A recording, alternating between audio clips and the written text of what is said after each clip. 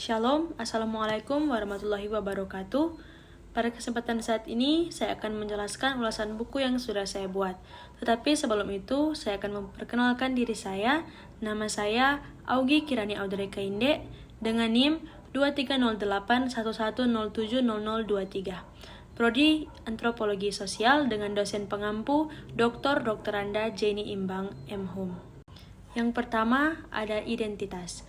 Judul buku yang sudah saya ulas ini berjudul Pengantar Ilmu Antropologi dengan penulis Profesor Dr. Kuncharaningrat dengan jumlah halaman 338 halaman, penerbit Trineka Cipta.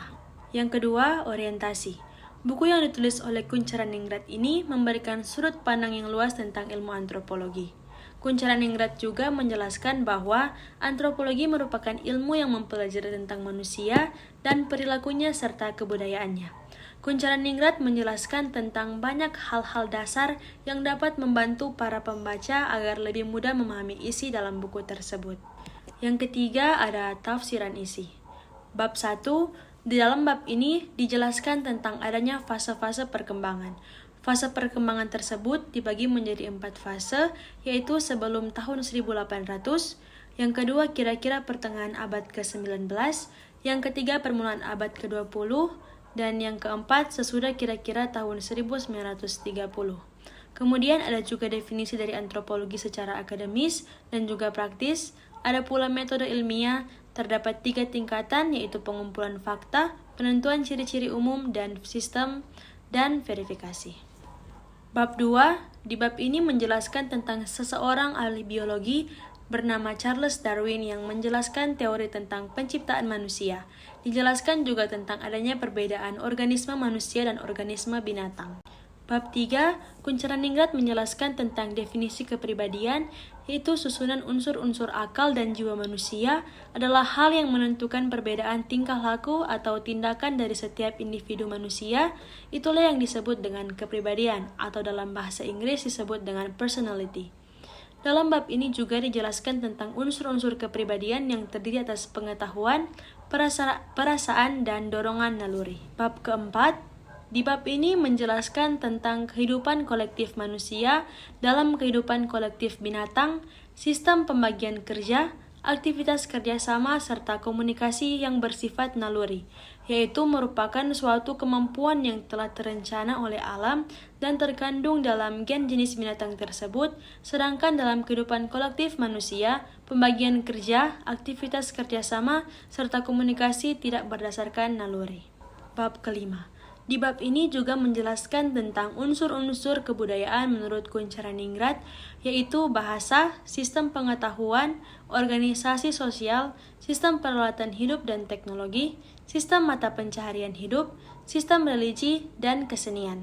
Terdapat juga 3 wujud kebudayaan menurut J.J. Honigman, yaitu gagasan, aktivitas, dan artefak. Bab ke-6. Dalam bab ini menjelaskan tentang sosial dinamik atau konsep yang diperlukan untuk menganalisis proses pergeseran masyarakat dan kebudayaan, termasuk dalam lapangan penelitian ilmu antropologi dan sosiologi yang disebut dengan dinamik sosial. Ada juga proses belajar kebudayaan sendiri, proses internalisasi dalam proses sosialisasi, yaitu proses bersangkutan dengan proses belajar kebudayaan dalam hubungan dengan sistem sosial. Bab ke-7. Terdapat beberapa konsep dalam bab ini. Yang pertama ada konsep suku bangsa yang menjelaskan tentang suatu golongan manusia yang terikat oleh kesadaran dan identitas. Kemudian ada konsep daerah kebudayaan yang merupakan suatu penggabungan dari suku-suku bangsa yang dalam masing-masing kebudayaannya yang beraneka warna mempunyai beberapa unsur dan ciri menyolok yang serupa. Dijelaskan juga tentang suku bangsa, ras, bahasa, dan kebudayaan yang ada di Indonesia.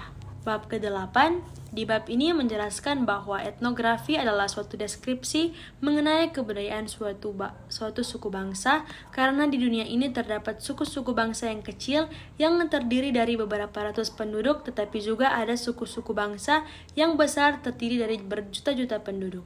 Maka seorang ahli antropologi yang mengarang sebuah etnografi sudah tentu tidak dapat mencakup keseluruhan dari suku bangsa yang besar itu dalam deskripsinya. Yang keempat, evaluasi.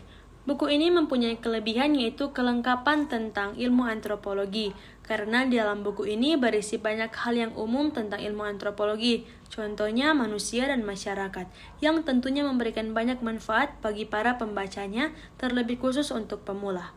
Buku ini juga dapat membantu kita untuk memahami perbedaan budaya dan cara hidup yang berbeda-beda di seluruh dunia. Dan tentunya buku pengantar antropologi ini dapat membantu kita memahami bagaimana manusia berinteraksi dengan lingkungan mereka dan bagaimana lingkungan mempengaruhi kehidupan manusia. Sedangkan kekurangan dari buku ini yaitu banyak kata atau bahasa yang sedikit kaku sehingga para pembaca agak susah untuk memahami apa yang dimaksud. Yang kelima, rangkuman evaluasi. Dari buku yang sudah saya ulas, dapat disimpulkan bahwa buku ini banyak menjelaskan mengenai konsep dasar, sejarah, dan perkembangan ilmu antropologi di Indonesia. Buku ini juga memiliki pandangan yang luas tentang manusia dan kebudayaan.